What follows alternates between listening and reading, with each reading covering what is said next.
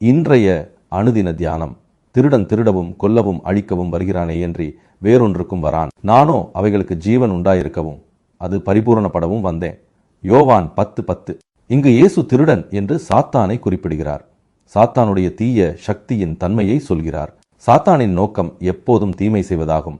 இங்கு இயேசு தனக்கும் சாத்தானுக்கும் உள்ள வேறுபாட்டை சொல்கிறார். முந்தின வசனங்களில் தான் ஒரு நல்ல மேய்ப்பனாக எப்படி தன் ஆடுகளை காத்து பராமரித்து வழி நடத்துகிறார் என்பதை சொல்கிறார். ஆதலால் இயேசு மறுபடியும் அவர்களை நோக்கி, நானே ஆடுகளுக்கு வாசல் என்று மெய்யாகவே மெய்யாகவே உங்களுக்கு சொல்கிறேன். எனக்கு முன்னே வந்தவர்கள் எல்லாரும் கள்ளரும் கொள்ளைக்காரருமாயிருக்கிறார்கள். ஆடுகள் அவர்களுக்கு செவி கொடுக்கவில்லை. நானே வாசல். என் வழியாய் ஒருவன் உட்பிரவேசித்தால் அவன் இரட்சிக்கப்படுவான். அவன் உள்ளும் புறம்பும் சென்று மேய்ச்சலை கண்டடைவான். யோவான் 10:7-9. இங்கு திருடன் என்ற கிரேக்க வார்த்தையின் அர்த்தம் திருடுகிறவன். இயேசு திருடன் என்று சாத்தானை குறித்து சொன்ன இந்த வார்த்தை கடைசி காலத்தில் வாழ்ந்து கொண்டிருக்கும் நமக்கு ஓர் எச்சரிப்பு. இயேசு கிறிஸ்து ஆடுகள் குறித்து சொல்லும்போது இரட்சிப்பை பெற்று கிறிஸ்துவுக்குள் வாழ்பவர்களை சொல்லுகிறார். நாம் தான் ஆடுகள். நாம் எல்லாரும் ஆடுகளைப் போல வழிதப்பி திரிந்து அவனவன் தன் தன் வழியிலே போனோம். கர்த்தரோ நம்மெல்லாருடைய அக்கிரமத்தையும் அவர் மேல் விழப்பண்ணினார். ஏசாயா 53:6.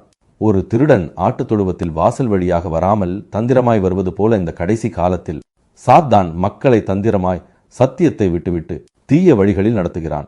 சாத்தான் தேவனுடைய ஜனங்கள் அழிந்து போக வேண்டும் என்று தந்திரமான கண்ணிகளை அவன் ஏற்படுத்தி அவைகள் வழியாக அவர்களுடைய ஆத்துமாவை கெடுத்து போடுகிறவன். இதுவே அவனுடைய முதன்மையான நோக்கமாயிருக்கிறது.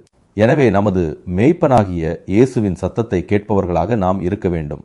மேய்ப்பன் ஆடுகளை வாசல் வழியாகவே வழி நடத்துகிறான். எனவே ஆடுகள் மேய்ப்பனின் சத்தத்தை அறிந்தபடியினாலே மேய்ப்பனுக்கு பின் செல்கிறது. நாமும் அவருடைய சத்தத்தை நன்கு அறிந்து அவைகளை கேட்டு அதன்படி நடக்கும்போது கெட்டுப்போகாமல் நித்திய ஜீவனை பெற்றுக்கொள்ள முடியும்.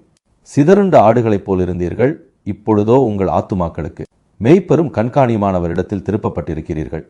1 பேதுரு 2:25. கர்த்தராகிய இயேசு கிறிஸ்துவினுடைய கிருபையும் தேவனுடைய அன்பும் பரிசுத்த ஆவியினுடைய ஐக்கியமும் உங்கள் அனைவரோடும் கூட இருப்பதாக.